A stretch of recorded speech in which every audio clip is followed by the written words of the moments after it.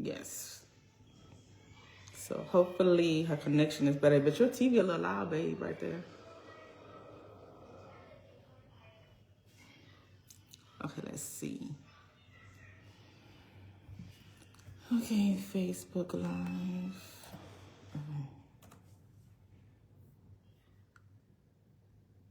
Okay. Hey, Miss Patricia. Okay, I'm waiting on.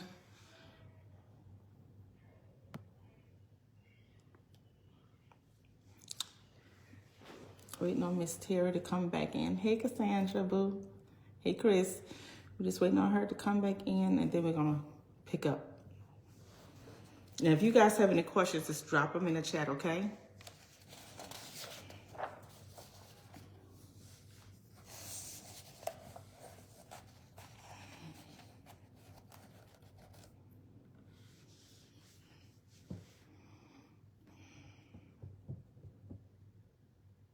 I'm just waiting on her to log back in.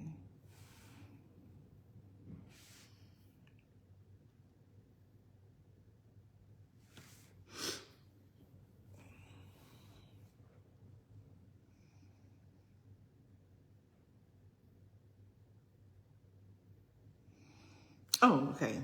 It didn't ask for to add you. Miss Terry didn't allow me to add you.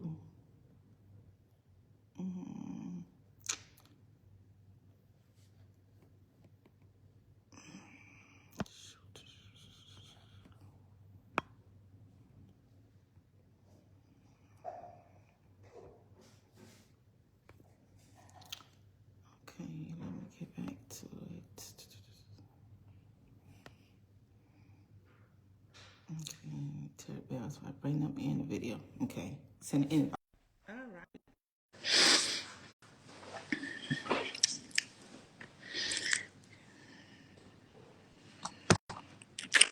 Okay.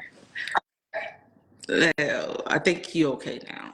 Let's say something, Miss What does Terry. it sound like? Okay.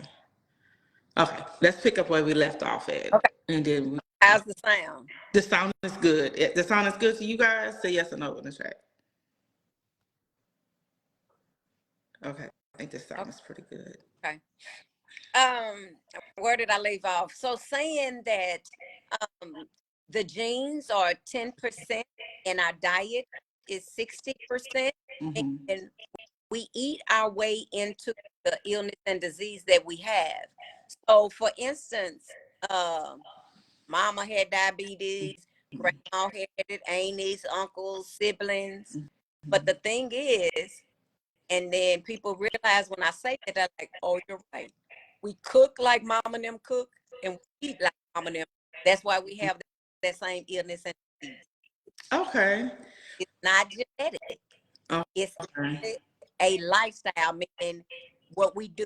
So we eat our way into that same illness or disease.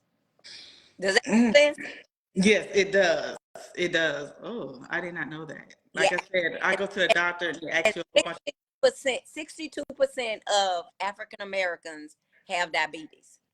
High blood pressure, 75% of African Americans will have high blood pressure by the age of 55. And it's because the way we eat. So African Americans, we're salt sensitive. People don't realize that. We're salt sensitive. So we should That's the question I have for you. not have salt. And so so here's the thing. So when a Caucasian, when they eat and they have the salt in their bloodstream or whatever, it actually, so what happens is you get this sodium and it filters through your kidneys, okay, and it comes out in your urine. And so what happens in Caucasians, they sweat it out, it comes out of their urine. But in African Americans, which oftentimes it does the reverse. It does not do that. So we get that salt and our kidneys retain that salt. So what happened, because we're salt sensitive, that high level of salt stays in us And then what happened is that salt is not excreted through our sweat or urine, even though when you sweat, you'll see those things and think it's a no, it does not of our culture. And so it stays in our kidney. So your blood your body is designed to use that sodium how it goes through the kidneys and dump it out. And then again, like I say, it fails in African Americans and it stays in there, which apparently it does for most African Americans. That kidneys again hold on to that sodium, which attracts and retains water, which makes the blood volume rises, which creates increased blood pressure, and that's your hypertension. That's how we get high blood pressure because of salt. Anybody have some questions? Because oh my gosh. And like I Because it's said, only 10% genetic, but you can have a gene uh-huh. for a while or a lifetime. Genes does not work in isolation. What that means is a gene cannot work by itself. Mm-hmm. So you got a gene from mama, daddy, it don't matter who you had it from. You can live with that gene. Nothing will make that gene come out. It does not work in isolation by itself. It needs a trigger. It needs something to manifest. So here's the thing. Say a gun. Your gene is the bullet in that gun. But Mm-hmm. your diet or your lifestyle or what you eat is what pulls the trigger in that gun and gives you that illness or disease. That's how it operates. So you can have that gene, all the genes. You can have the high blood pressure, you can have all the genes for a while or a whole lifetime and never get it. Your diet pulls that trigger. So what you eat actually manifests it, because I don't care, a gene cannot work by itself. It just can't get a cell or whatever, and that's a gene. It can't form by itself. It has to have something to make it manifest or trigger. And our food is what does it. Okay. That's good to know. Yeah, absolutely. So that was one of my questions. Why does a very large percentage of African Americans have diabetes? So you answered that question already. Absolutely. That is because we eat the way mama and them ate or eat, and we Mm-hmm. cook the same way. So we cook and eat the same way, that from generation to generation, and Mm-hmm. that's why we have that same illness and or disease, because it it actually is nutrition related. It is a nutrition related disease. Wow. What about any other illness? So we talked about the high blood pressure. We talked about the, hypertension, all that kind of stuff. What about any other illness that could be So related? So I teach, the class that, classes and stuff. So the African American nutrition class, there are 6 genetic differences that our culture has that Mm-hmm. other cultures do not have.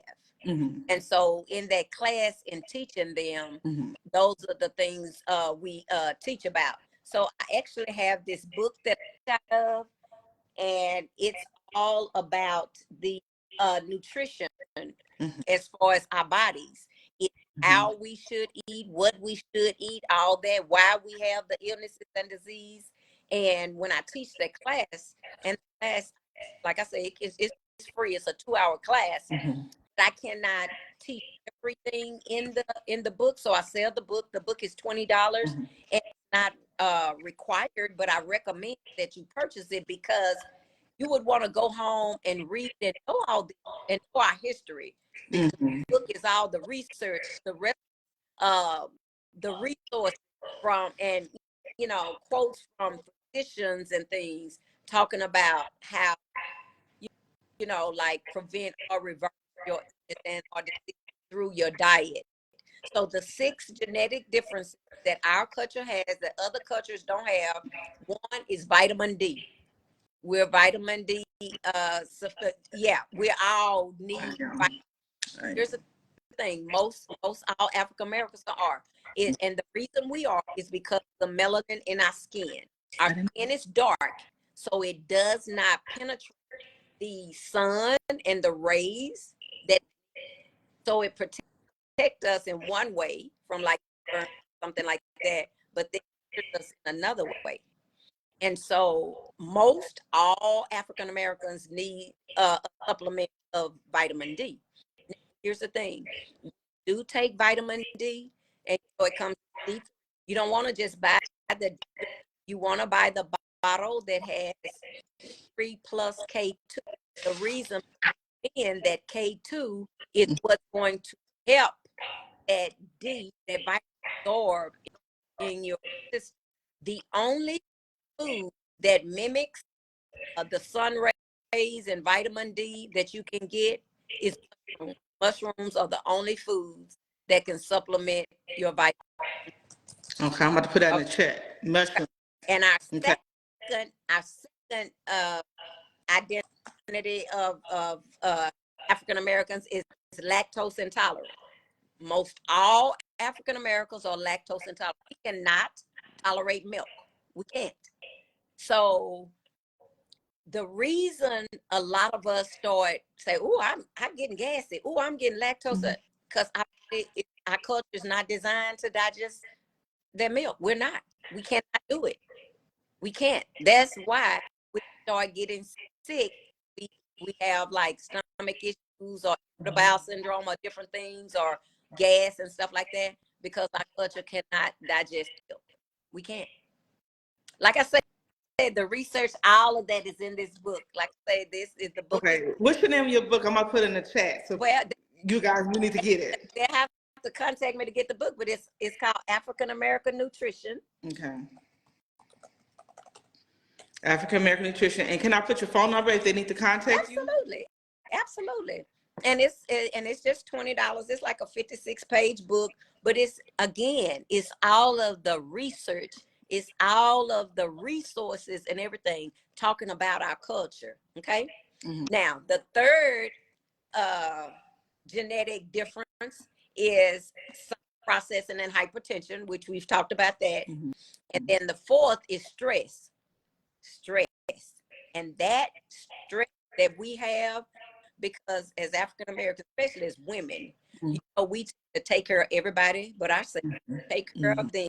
We take care. We have husbands, we have, you know, significant others, we have kids, we have relatives, and we take care of everybody but ourselves. And then at the end of the day, we're stressed, and that stress actually promotes illnesses and disease. Okay. And our fifth one is sickle cell. So sickle cell is actually, you know, profound in African American. And then our sixth one is obesity. We have the largest obesity culture there is. And because we just eat for pleasure, you know, and so, you know, they live to eat, but you should eat to live, because things that we, so in the old saying, it's so true, you are what you eat. So you can tell a person that you eat hamburgers all the time, they kind of like this, you know. You can tell a person that might eat some broccoli, they might be kind of like this, you know. So the thing is, you are what you eat. It's so true, because when you eat things that are not of your genetic makeup, it gives you things that you don't want. And then here's the thing: go to the doctor, and the doctor, they gives us medicine to do whatever. Meds, of course, have side effects, and then you get another one because you got something else, and then you know, 2 months, 6 months, 5 months, a year later, you going to the doctor with a whole Ziploc bag that started with one thing. So what they do is they give you what medication is a band. Medication is putting a band-aid on a scar. But what you need to do is you need to find the root cause of that illness and start from the inside or the bottom, feeding it to help it to dissipate. Yeah. And like one of my mentors, Dr. Neil Barnard, he's over Physician Committee for Responsible Medicine.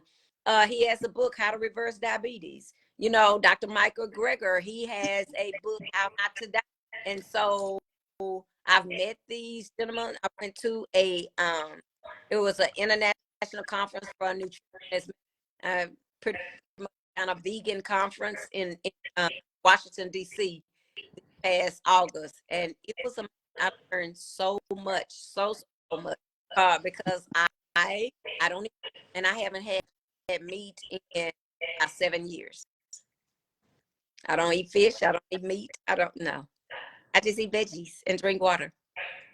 No juice, no nothing. When I want some juice, every now and then I want to take something, I'll go get me some Ocean Spray Ruby Red grapefruit juice. If it has a bitter taste, it's good for you. Anything that's sweet, like all these juices, especially the red ones, all that have high fructose corn syrup in it and stuff like that. So juice should kind of be bitter.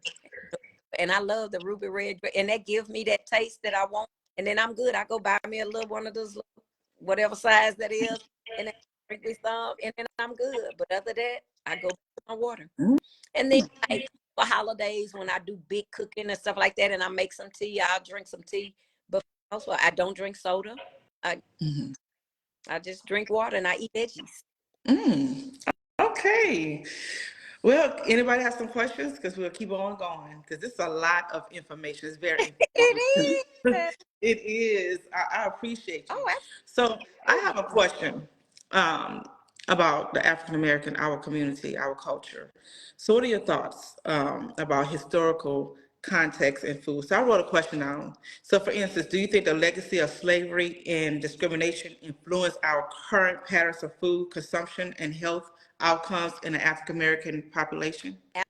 Absolutely. And it's in this book here, the research on it. So the research shows, and it talks about where we started in Africa, and it shows like where we started our Africa diet, what it was. And okay, so it started out, so Africans, we were mostly fully plant-based. We had very low fat diets. We had boiled food. We had some frying in oils, and the reason we had frying in oil back then because of the hot torrent weather, and they needed that to be outside. You know, they was picking cotton and doing whatever. You know, we were slaves. Okay, now what? Because we were slaves, you know, in the big house or whatever, you know, they just throw our people like the scraps and stuff like that. So they throw, and that's where one pot quick dish came, because our ancestors learned how to grab all of the scraps, make one pan quick dishes. That's how that came about. Okay. When we came over on the ship, our diets changed, and we came over, got over into like corn and nuts and stuff like that. So the diet of the enslaved people in the U.S., that's where we had dishes. Then we had chitlins. Then it started with the meat, and that's where the salt came in. Okay. Because salt came in that they had to preserve the meat, and so that's where salt came in. But our culture and our values were retained. We still have the extended family. We love to have Sunday dinners together, and we our elders and stuff like that. But food changed, and it became like soul food. And then that's when we just started doing all of the different foods and stuff like that as we came over. So all of these newly freed African Americans kept eating their diets once they came over free. So about 90% of the African Americans, all of them generally, for the most part, eat less than 2 veggies per day. Now, back then, that it was all mostly plant-based. And so when we came over on the ship, that's when everything changed. So yes, good question, but yes, it has everything with where we came from and how we got here, why we eat what we eat. Yeah, and I think it's a very, very, very vital part of knowing how to consume our food, especially when we know where we came from and what we had to endure, you know, our ancestors had to, you know, eat. And in order for us to know that history and that vital part of history, maybe we can do better. Our next generation can eat a little bit better than this generation. So that's the reason why I asked that question. So with me, especially me being from Louisiana, I like seasoned food. And you said, absolutely. And you told me the difference between season and flavor. So can you tell us the difference between seasoning, flavor, and how do we balance between preserving, okay, our cultural culinary practices while promoting better health outcomes? Okay, so I am a Saladmaster chef. Mm-hmm. And so what I do as a Saladmaster chef, I go to homes and I teach families how to prepare their meals in a simpler, faster way, Mm-hmm. retaining 93% of the nutrients and actually getting food without toxins. Okay. Okay. Most people are unaware that cookware is toxic and it is putting things in food that you're totally unaware of. And that's why seasoning to get Mm-hmm. that flavor, that taste out of your food. Our cookware Saladmaster, it is 360 surgical stainless steel with titanium that does not react with food. Mm-hmm. So our cookware is designed to cook with no water, cook with no oil on a low temperature in a semi-vacuum. I do is I cook vegetables and I can cook them with no water, no oil, no seasoning, no butter. And they taste like they're supposed to taste with flavor. And you're used to seasoning because you cook in water, because you cook in cookware that is putting things into your food. All of those things, when it's put together, you got to make it taste palatable. You got to do something to make it palatable. And so you use these seasonings to make it taste good. Whereas when I cook, I don't need it at all because my mouth, I'm going to have 93% of the nutrients. And so you're going to get a tablespoon of this, a tablespoon of that, a tablespoon of that. Mm-hmm. You food, you'll be like, oh, I got plenty. And I like to use the word plenty as opposed to full because as Americans, we overeat. Yes. And so with that being said, if you want to elaborate a little bit, not giving too much, then, you can tell about what I'm talking about and actually, you know, tell how you saw with your own eyes, you tasted it with your own, Mm-hmm. taste buds, the difference between my food and your food and how it was cooked, and it didn't need a thing. Yes. So I'm a living witness to it, and I think some more people is Lenore Sims on because she was there too. Melanie was there. Melanie's still on. Randy and Cassandra. So Miss Terry came by my house last week, Wednesday, Thursday, and she cooked. And she didn't use any, okay, let's talk about the chicken. She fried chicken, guys, without any oil. And I didn't believe it. I'm like, what this woman talking about? She about to fry chicken without any oil. She did. And I, And you did take no yourself. batter, and with no batter. So instead of 18 grams, my kilograms. Um, was it during when the chicken was cooking, After, but after, not before? after I cook Okay, it like this. after she cooked it, so it came out crispy, no batter. It came out crispy, and she made some sweet potatoes. Now, of course, me, I was like, how should I make sweet potatoes without some butter, some sugar, some brown sugar? I need some eggs, and I was like, I need all that in my sweet potatoes, right? What else we put on sweet potatoes, y'all? Nutmeg, cinnamon. Nutmeg, cinnamon, marshmallows, whatever they call. I needed that, and then she was like, no, you don't. She was telling us, we all looking like, how's she gonna do this? This not gonna taste good. We all looking like, oh, y'all, it tastes good. It's flavor. It's the difference between flavor and seasoning. Hold on, I'm about to go to the chat. Anybody? Oh, Lenore, you want to chime in right quick? Something I'm trying to tell my wife. Okay, so Edmund Washington said that's something that he's trying to tell his wife. You could take care of yourself before you could take care of others. Absolutely. You want to chime in? And you have a question. Does the lack of protein from meat have to be supplemented? Someone asked that question. No, because when you don't eat meat, Mm-hmm. where you get most of your protein is beans. Mm-hmm. So I eat quite a few beans. So I, for the most part, keep a bean salad in my refrigerator. Mm-hmm. You can get it in your dark leafy greens. So people think that animal products is the only way you can get protein. and that a vegan or vegetarian, they lack it. But as long as they're eating beans and their dark leafy greens, they are getting enough protein.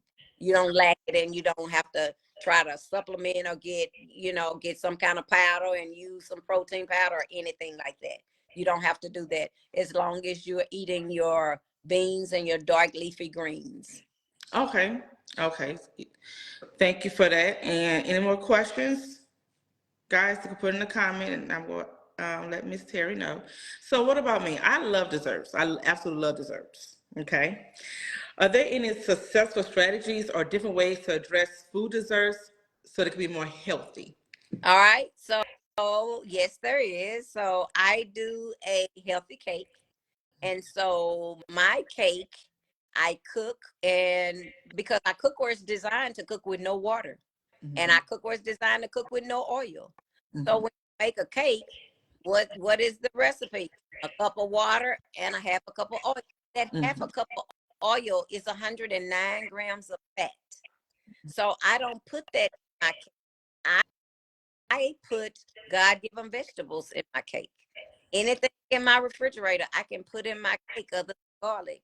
And I make a cake, and it's absolutely amazing. Mm-hmm. Soft, it's fluffy, it's delicious, it's it's amazing. That's all I can say. And I'm a Healthy witness to it. cake. It is a healthy cake. So Yes.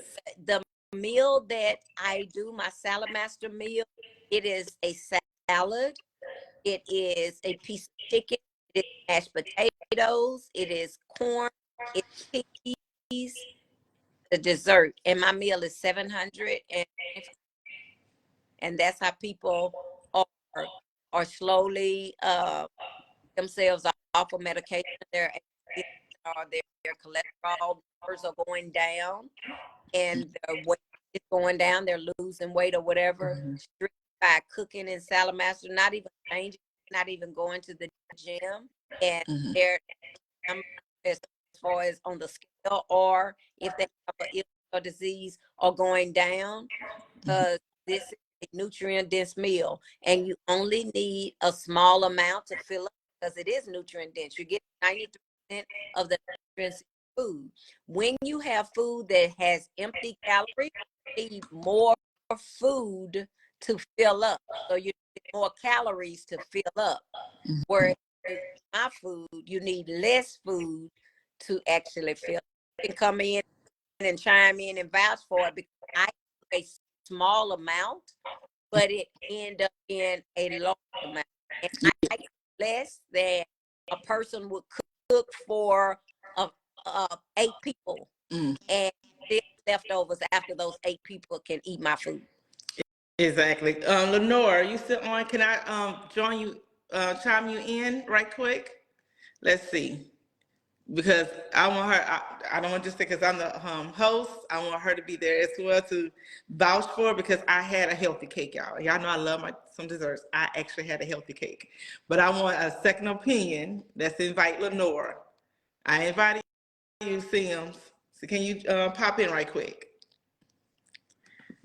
So we have some validation going on here. Yes, absolutely. Yes, let me see.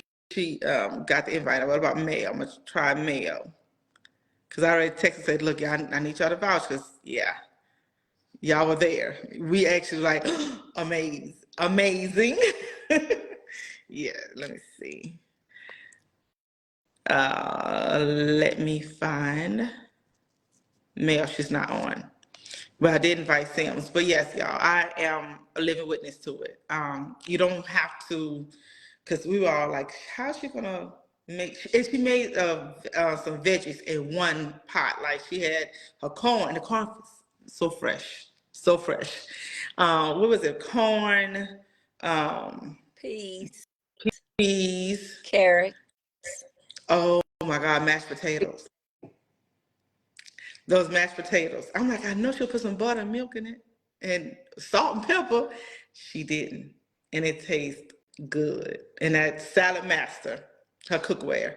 So yeah, we were here last week. She showed us the nice cookware, and it makes a difference. It makes a difference. And we also had like a taste this test of each of our It's cookware.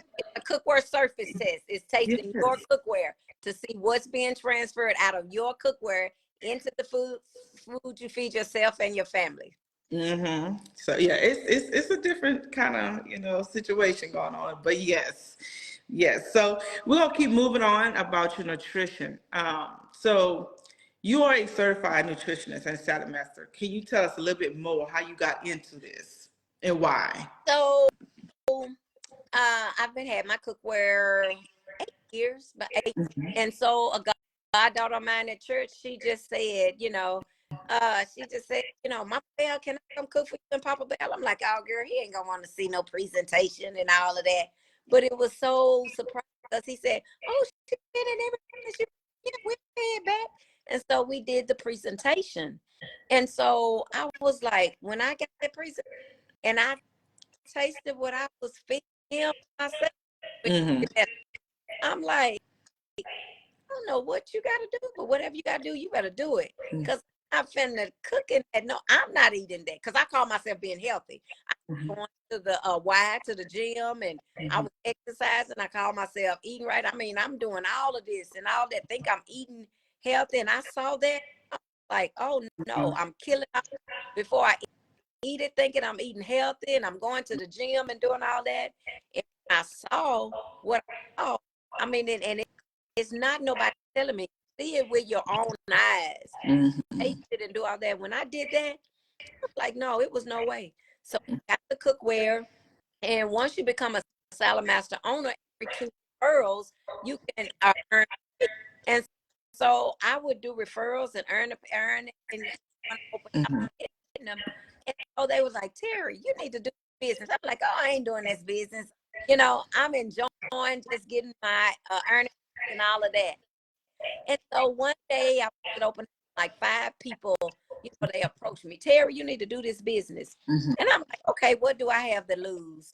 And so I did the business. It's a program called your stock program that you do this and then you can earn, your cookware a setback or the cash. And I'm like, okay, I earn my money and set off and stuff like that.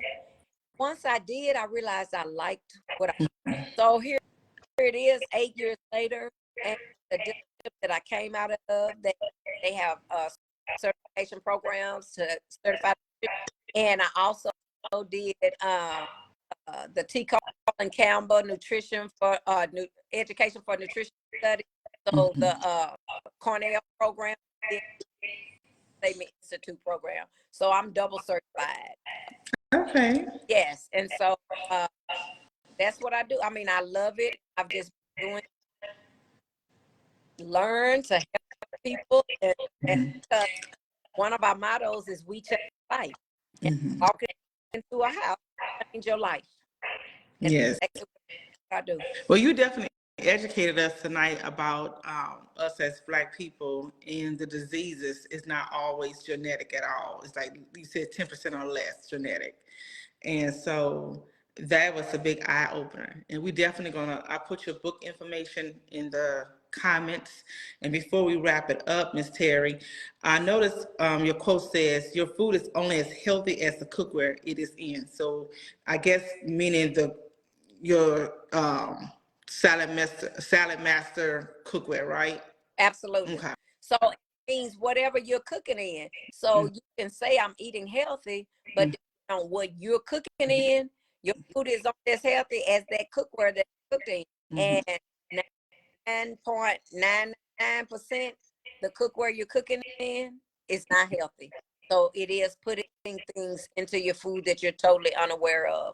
So you can be buying all organic and think you're eating all organic, but what you're doing in the kitchen between purchasing that food and then putting it in your body, you're destroying everything that God put into it to heal your body, and you're adding other things in it. That's how we see illnesses and diseases Okay. from our cookware. Okay, that's a great quote. And could you tell us a little bit more about your logo before we, Okay. end? Oh, glad you asked. I love that. So pondered when I started trying to rebrand myself and everything.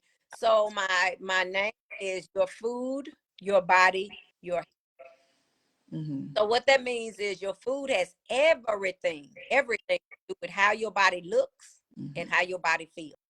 Your body has a significant effect on your health, and your health determines how long you may or may not live. And my tagline is the problem And and it's solution all about the lies nutrition. in your mouth.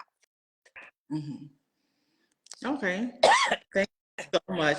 So is there anything else you would like to add and let the audience know, especially about the book? Because I think all of us need to get that book. Absolutely. Everybody needs the book. Everybody needs the book. And let me make sure I put it in the chat. Actually been trying to find somewhere to I'm so busy. Next Monday is unreal, and I'm actually at the chamber today trying to find a day that I can class, but I'm so busy already booked up in February that I don't have a day that I can teach it.